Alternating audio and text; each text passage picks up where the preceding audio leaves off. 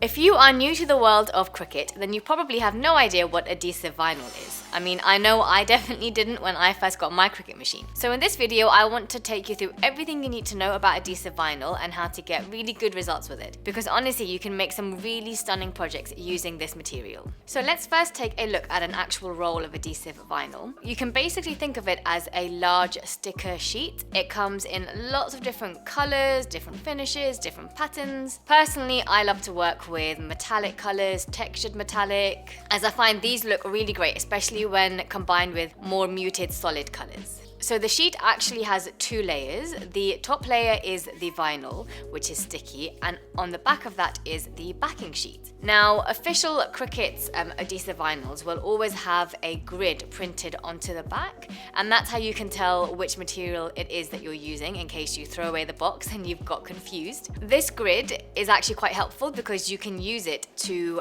cut your piece to size when you're creating an actual project, as each square is 1/2 inch wide, which of course means 2 squares is 1 inch. Again, if you're getting confused about what exactly it is you're holding, just peel off a little bit of the corner and check if it's sticky. If it is, you've got adhesive vinyl. If not, then it's most likely iron-on vinyl. This grid that you see on the Cricut vinyls is actually quite a helpful way of differentiating between adhesive vinyls and iron-on vinyls as well, because you won't get this grid on the back of iron-on vinyls. Instead, they will look like a more muted matte version of the top side of the iron-on vinyl. The quick and easy way just to make sure is peel off a corner and just check. Sticky, adhesive, not sticky, then it's iron-on. So when you cut adhesive vinyl on your Cricut machine, it will perform what is called a kiss cut. And that means it will only cut through the top layer of the vinyl and it will leave the backing sheet intact. And that's going to be important for us later on when we transfer our design onto our blank. Let's see a project in action.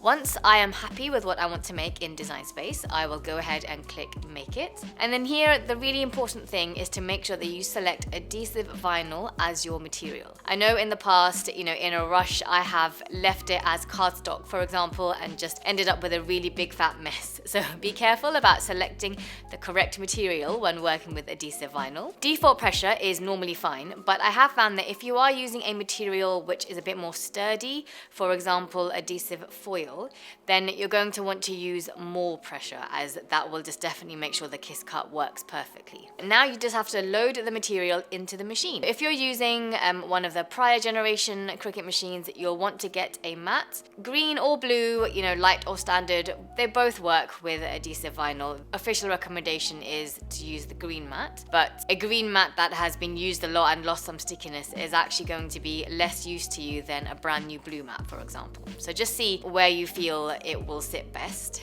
The only thing to make sure is that you load your vinyl with that liner side, so the part with the grid on it, touching the mat. So that part is facing down, and what you should be able to see is the actual vinyl itself. Once the cut is finished, I normally grab a weeding tool and just try and peel away a small part of the design, maybe like the inside of a letter, and just make sure that the cut was successful. And if I'm finding that actually it hasn't quite cut all the way through, then what I will do is before I unload the mat, I will hit go again, and then that will mean the machine will run a second pass of the cut. It will be in precisely the same place as the cut that has just finished. Please make sure that if you do need to do a second pass, you don't unload your mat and then try and reload everything. Do not unload the mat if you need a second cut. Now I'm going to grab some scissors and just cut around the edges of my project, just so that I can minimize how much wastage there is. And what we will do next is weed the design. And so what this means is to peel away the negative pieces,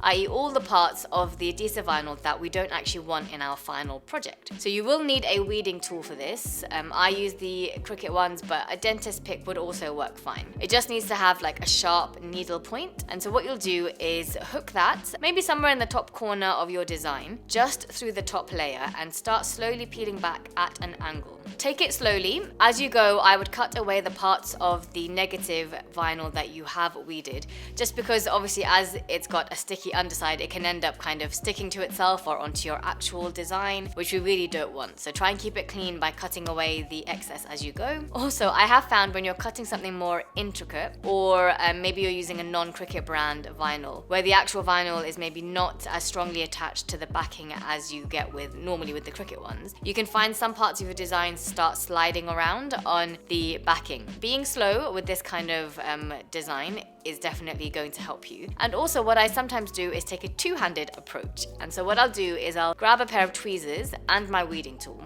And as I weed, I will use the weeding tool to hold down the design in place, and then use the tweezers to peel away on top of it the excess negative parts. And usually this will work just fine. Okay, so once you have weeded your design, the next step is to cover it with transfer tape. Just remember, if you are using something like glitter vinyl, anything that has texture to it, then you'll need to get strong grip transfer tape. I did try this once with standard grip and it was a disaster, so don't let that happen to you. All you should do is cut the transfer tape to size, and I like to peel it off the backing and place the backing underneath my weeded design, just because when we lay down this transfer tape, it will stick obviously to the surface extending around your design, and it's just easier if you've got your backing paper there, because it peels off of that much more easily than it would peel off of your desk, for example. So what I'll do is I always hold the transfer tape into a curve and then start placing it down onto my design from the middle of the design and slowly lower outwards. And this is going to help you prevent getting too many bubbles inside your transfer tape. Then you need to do something called burnishing. Take a scraper, you can use a credit card, a ruler, anything that has just got like a flat edge, and start rubbing down the transfer tape, and you can kind of tease the bubbles out. Really what you're doing here is making sure there's a strong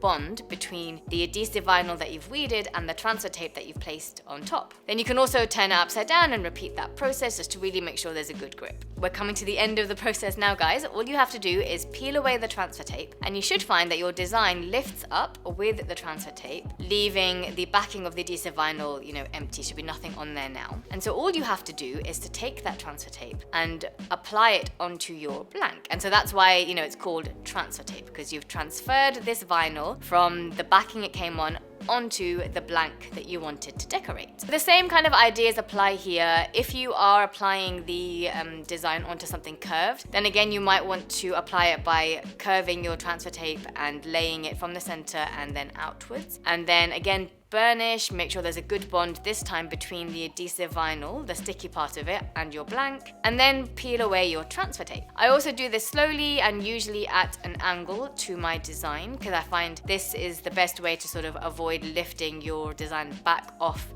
your blank and having it come away with your transfer tape. There you have it. You should have a beautiful adhesive vinyl project, and you can hopefully see now that it is not that complicated a material to work with once you've understood kind of the basics that you need to know. So yeah, I hope you guys have loads of fun trying it out. If you're on Instagram, tag me in your pictures. I love to see your projects. If you're in the mood for some more crafting, then check out this playlist of my most wanted tutorials. Otherwise, I will see you in the next video.